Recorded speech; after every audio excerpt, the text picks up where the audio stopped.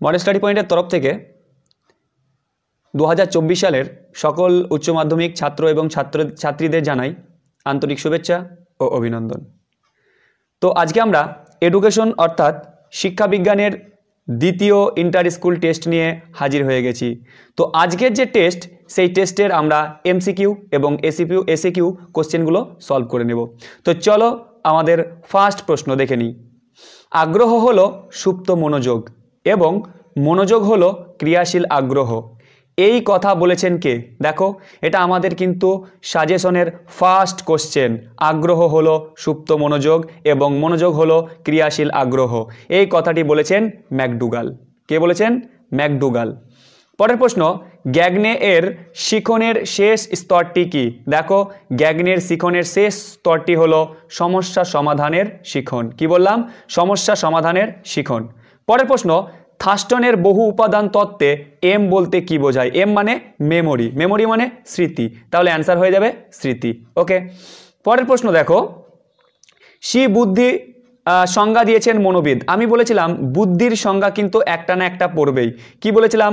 এ type বুদ্ধি, B type বুদ্ধি এবং সি বুদ্ধি, ক্লাসিত বুদ্ধি, তরল বুদ্ধি, এছাড়াও আরও অনেক রকম বুদ্ধি। বুদ্ধির টোটাল 14টি সংজ্ঞা আমি দিয়েছিলাম, লিখেছিলাম। তার মধ্যে থেকে কিন্তু একটি বুদ্ধি পড়ে গেছে, সেটা হচ্ছে সি বুদ্ধির সংজ্ঞা দিয়েছেন কে? তো আমাদের অ্যান্সার হয়ে যাবে সি বুদ্ধির সংজ্ঞা দিয়েছেন ভার্নন। কে না? ভার্নন। ওকে, পরের প্রশ্ন দেখো, অপারেন্ট কন্ডিশন, অপারেন্ট অনুবর্তন তত্ত্বের প্রবক্তাকে?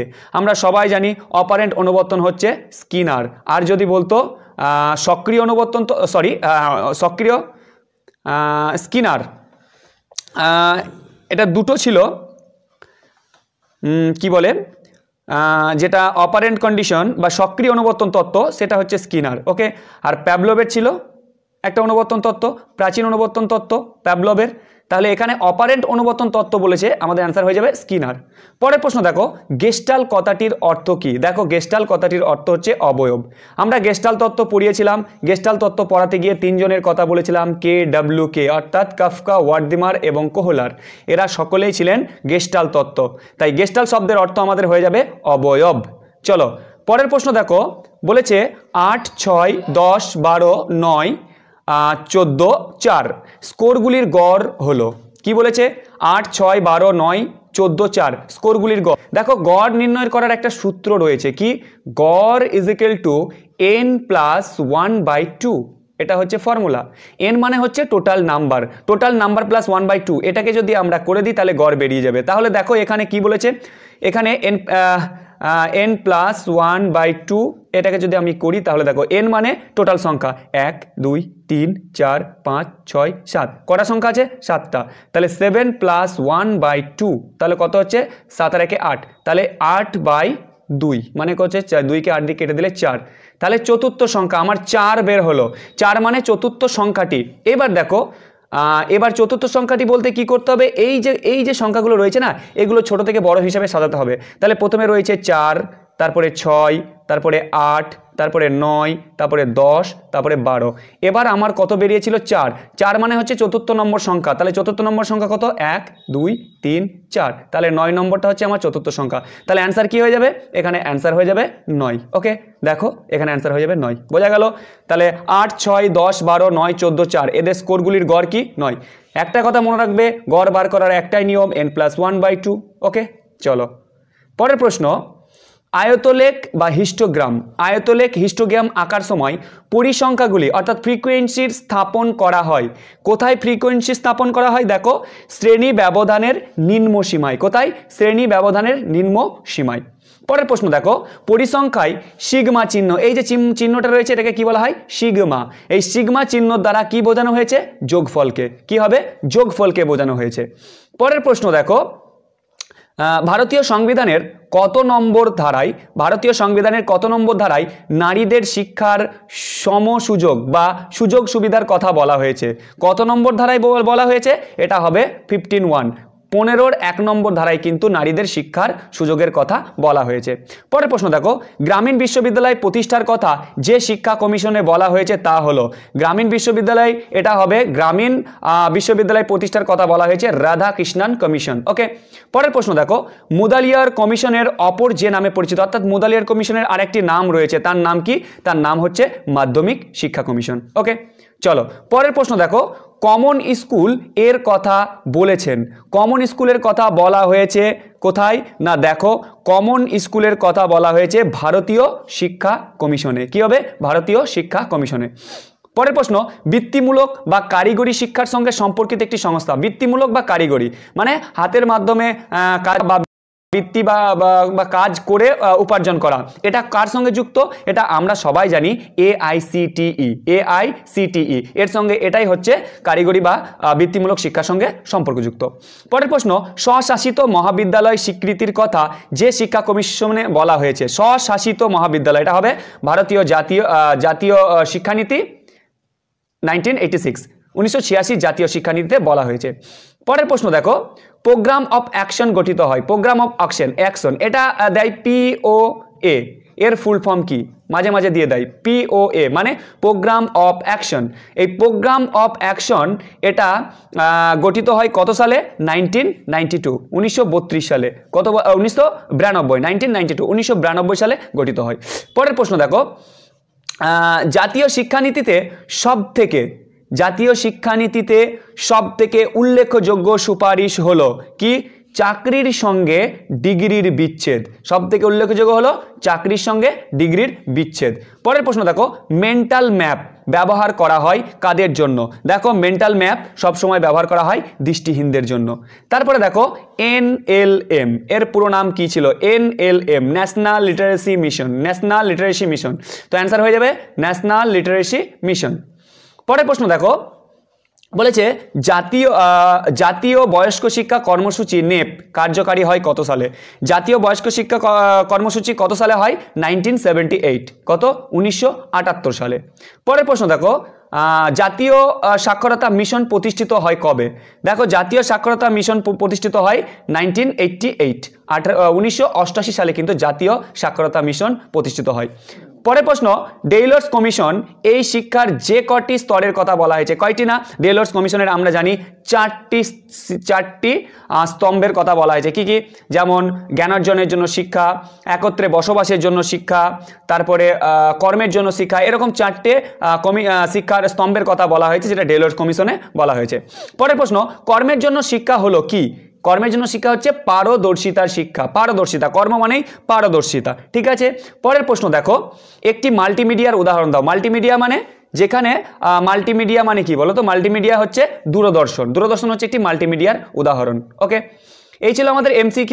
এরপর চলো আমরা ACQ গুলো পরপর সলভ করে নেব। ফার্স্ট কোশ্চেন দেখো, মনে করা ও চেনার মধ্যে পার্থক্য কি? একটা হচ্ছে মনে করা আর একটা চেনা।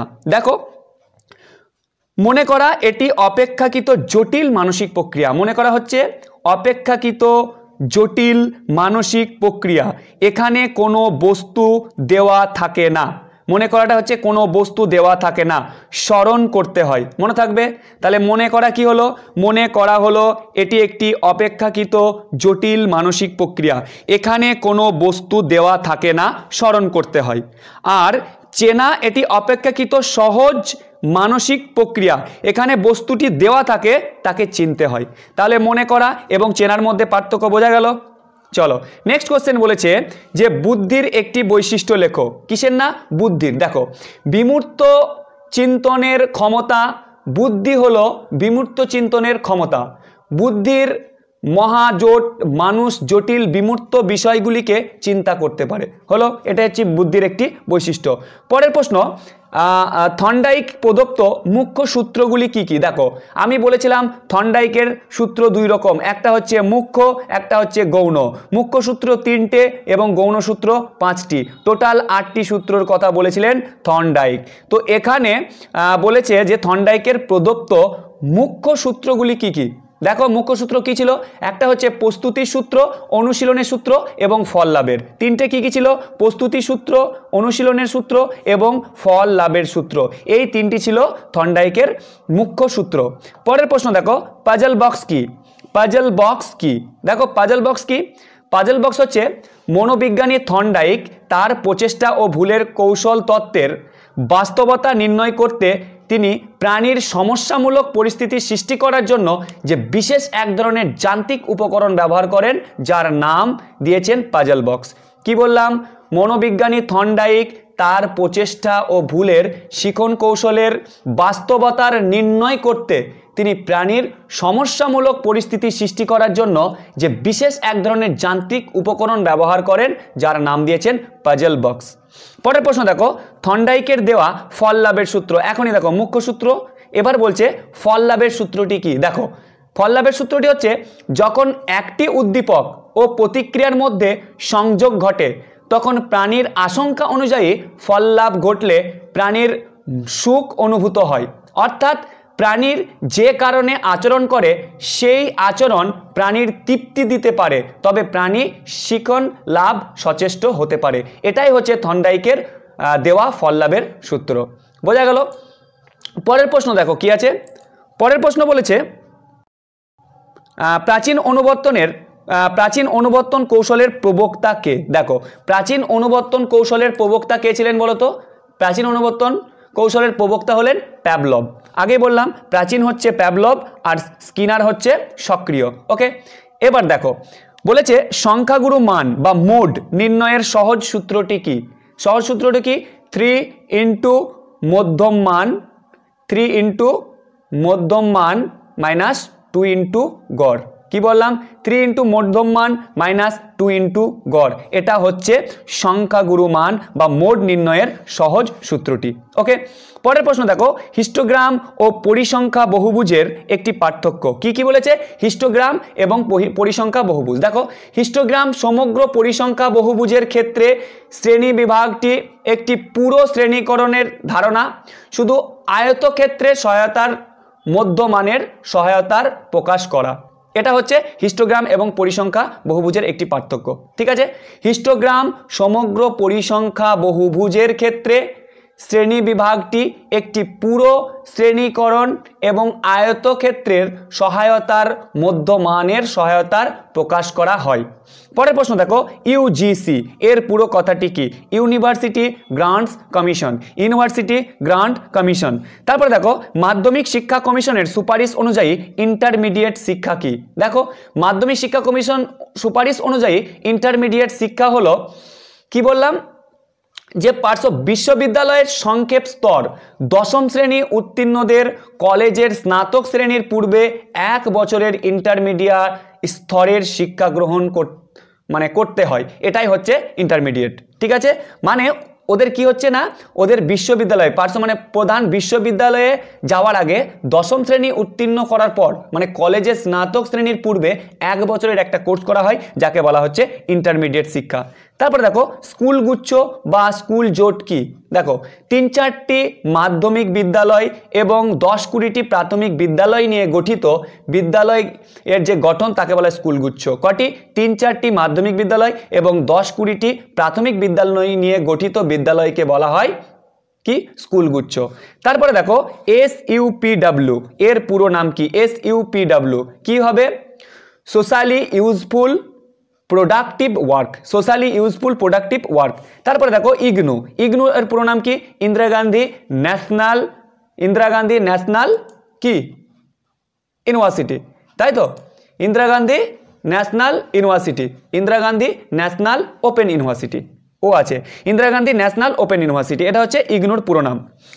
পরের প্রশ্ন দেখো, পরের প্রশ্ন বলেছে যে প্রাথমিক শিক্ষার ক্ষেত্রে অনুন্নয়ন বলতে কি বোঝো? দেখো প্রাথমিক শিক্ষার ক্ষেত্রে অনুন্নয়ন, প্রাথমিক শিক্ষা স্তরের বিভিন্ন শ্রেণীর পরীক্ষায় অকৃতকার্যতার জন্য বহু ছাত্রছাত্রী কি করে না, বেশ কয়েক বছর একই শ্রেণীতে থাকাকালে ওদের যে আন্তর্নির্ধারিত সম্ভাবনা বা তাদের যে শ্রম বা অর্থ বা অন্যান্য উন্নতিতে ব্যবহার হয়, একে অনুন্নয়ন বলা হয়। প্রাথমিক শিক্ষা স্তরের বিভিন্ন শ্রেণীতে পরীক্ষায় অকৃতকার্যতার জন্য বহু ছাত্রছাত্রী বেশ কয়েক বছর একই শ্রেণীতে থাকার কালে তাদের অন্তর্নির্ধারিত সম্ভাবনা, শ্রম, অর্থ এবং অন্যান্য উন্নতির ব্যাহত হয়, একে অনুন্নয়ন বলা হয়। পরের প্রশ্ন দেখো, দূরশিক্ষা কি? দূরশিক্ষা কি? দূর থেকে অর্থাৎ স্থান নির্বিশেষে যে শিক্ষা লাভ করা হয়, যেখানে শিক্ষার্থীদের শ্রেণীকক্ষর মুখোমুখি কোনো শিক্ষা গ্রহণের প্রয়োজন হয় না, তাকে বলা হয় দূরশিক্ষা। কি বললাম? দূর থেকে অর্থাৎ স্থান নির্বিশেষে যে শিক্ষা লাভ করা হয়, যেখানে শিক্ষার্থীদের শ্রেণীকক্ষ মুখোমুখি কোনো শিক্ষা গ্রহণের প্রয়োজন হয় না, তাকে দূরশিক্ষা বলে। তারপরে দেখো, শ্রেণীকক্ষের দুটি আচরণগত সমস্যা উল্লেখ করো।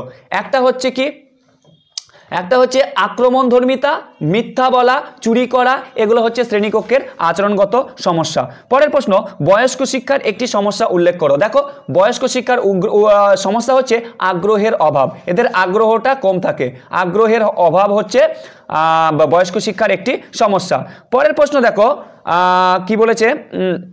সর্বজনীন প্রাথমিক শিক্ষার দুটি গুরুত্বপূর্ণ শিক্ষাগত সমস্যা আলোচনা করো।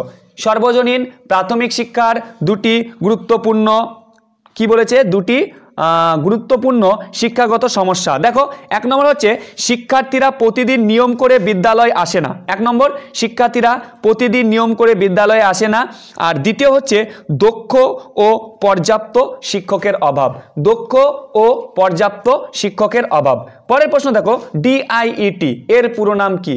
District institute of educational and training, education and training, district institute of education and training. Okay, তারপরের প্রশ্ন দেখো, পরের প্রশ্ন কি বলেছে? পরের প্রশ্ন হচ্ছে 3Rs এর অর্থ কি? Read, right and arithmetic, read, right and arithmetic. পরের প্রশ্ন দেখো, ইউনেস্কোর দুটি কর্মসূচি লেখো। ইউনেস্কোর দুটি কর্মসূচি কি? একটা হচ্ছে সাক্ষরতার হার বৃদ্ধি, আর 2 নম্বর হচ্ছে দরিদ্রতার ও ক্ষুধার্ত নিবারণ। সাক্ষরতার হার বৃদ্ধি, দরিদ্রতা ও ক্ষুধার্ত নির্ণয়। পরের প্রশ্ন দেখো, বলছে স্মৃতিশক্তির বিকাশ সাধন শিক্ষার কোন স্তরের সঙ্গে সম্পর্কযুক্ত? স্মৃতিশক্তির বিকাশ সাধন শিক্ষার কোন স্তরের সঙ্গে সম্পর্কযুক্ত? এটা হবে জানার জন্য শিক্ষা। কি হবে? জানার জন্য শিক্ষার সঙ্গে সম্পর্কযুক্ত। পরের প্রশ্ন, কম্পিউটারের যে কোনো একটি ইনপুট যন্ত্রের নাম। দেখো, কম্পিউটারের একটি ইনপুট যন্ত্র কি আছে? মাউস, কিবোর্ড, হ্যাঁ, এগুলো হচ্ছে সব ইনপুট যন্ত্র। পরের প্রশ্ন, ই লার্নিং কি? ই লার্নিং বা ইন্টারনেট লার্নিং। ই লার্নিং বলতে ইন্টারনেটের মাধ্যমে শিক্ষাকে বোঝানো হয় ই লার্নিং। পরের প্রশ্ন এবং শেষ প্রশ্ন, রম ও র্যামের মধ্যে পার্থক্য কি? র্যান্ডম অ্যাক্সেস মেমোরি আর রেড অনলি মেমোরি, এই দুটোর মধ্যে পার্থক্য কি? দেখো, রম হলো একটি অস্থায়ী বা ভোলা টাইপ প্রকৃতির মেমোরি, যেখানে কি হয়, মানে কি বলবো, আর র্যাম হচ্ছে নন ভোলাটাইল। ঠিক আছে, রমের তুলনায় র্যাম গতি বেশি, রমের তুলনায় র্যামের গতি বেশি। মনে থাকবে, র্যামকে প্রাথমিক মেমোরি হিসেবে শ্রেণীবদ্ধ করা হয়, যেখানে রম হলো সেকেন্ডারি। মনে রাখো, র্যাম হচ্ছে প্রাথমিক, রম হচ্ছে সেকেন্ডারি। ঠিক আছে, রমকে বলা হচ্ছে ভোলাটাইল এবং র্যামকে বলা হয়েছে